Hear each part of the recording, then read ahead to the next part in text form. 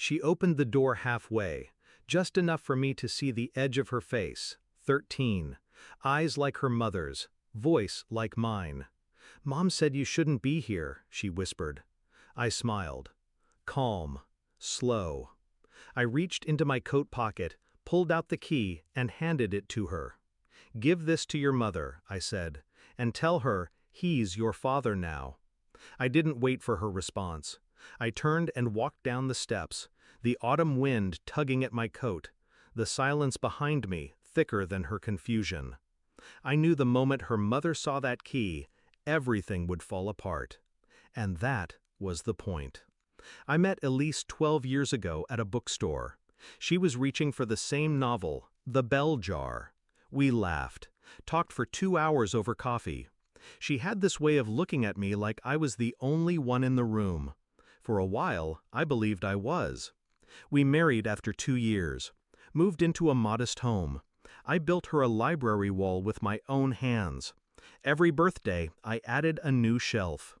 When our daughter Mia was born, Elise said I finally smiled like a man who had everything. I did. I thought I did. But love is a quiet liar. And betrayal? It never knocks. It seeps in. It started small, a shift in her voice when I came home. Laughter I wasn't a part of. Locked phones. Late nights at work. I'm not a fool. Patterns are louder than words. One night I saw her screen light up. A message.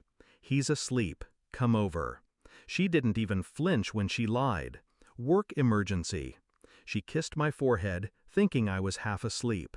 I wasn't. I followed her that night. Parked 3 houses down. Watched her enter his place. Watched the lights go off. The man was familiar. His name was Jordan, my friend of 9 years. Our daughters had playdates. We had beers in my garage. He borrowed my drill last month. I should have buried it in his ribs. But rage is noise. Revenge is art. The next morning I made breakfast, smiled, kissed her cheek. She was guilty, but comfortable. That was her mistake. I spent the next 4 weeks preparing, quietly, strategically. I met with a lawyer, transferred half the savings into a private account, rerouted the deed of the house to my name alone. It had always been ours, but she never read the fine print. I took out a second phone, installed a security system with a hidden camera, just one, facing the hallway, enough to catch them walking out of our bedroom while Mia was at school. I didn't tell anyone, not even my sister. Patience. That's what most people don't have. I waited, collected footage, screenshots, bank statements, her lies stacked like cards, and I held every one. Then came the final move. I called Jordan, invited him for dinner, just us. He came, like the rat he is. We sat in the living room, whiskey in hand. "You know," I said, "Elise always said you were the kind of man who'd ruin a home if given the chance." He froze, chuckled nervously. "What's that supposed to mean?" I tossed him the flash drive. "It means she was right." He turned pale before he even opened it. Didn't matter. I had 10 more copies. I leaned forward. "Here's the deal, Jordan. You're going to help me make this clean. You're going to sign over full custody to me when the time comes. You'll tell Elise you want nothing serious. You were just having fun." He blinked. "Why the hell would I do that?" I smiled. "Because if you don't, I'll hand this to your wife." He didn't speak for a full minute. Then he nodded. That weekend I told Elise I was taking Mia for a day trip. She barely looked up from her phone. "Sure, be back by 8. Instead, I took Mia to my sister's. Safe, warm, unaware. I hugged her twice before leaving. Then I drove back. The house was quiet when I entered. Elise was in the kitchen. Glass of wine. Music playing. I dropped the papers on the counter.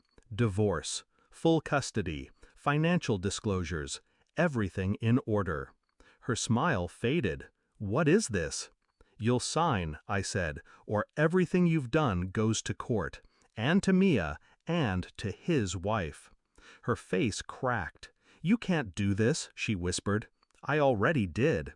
She picked up the papers, eyes wide, desperate to find a loophole. "There's nothing left for you to take," I said. "The house, the money, the reputation you care so much about, all of it's gone." She tried to cry. I didn't flinch. "You lied, Elise, repeatedly. You brought another man into my home, into our daughter's life. You could have left with dignity. You chose deception." She reached for me, a flicker of the woman I once loved. "Please." I stepped back. "Your new life starts without us." And I left. 2 weeks passed. She hadn't seen Mia since. Her calls went unanswered. Court order pending. Then came today. Mia met me at the park. Elise was waiting in the car a block away, too ashamed to come closer. Mia hugged me, then hesitated. "Mom said, you're not allowed to come home."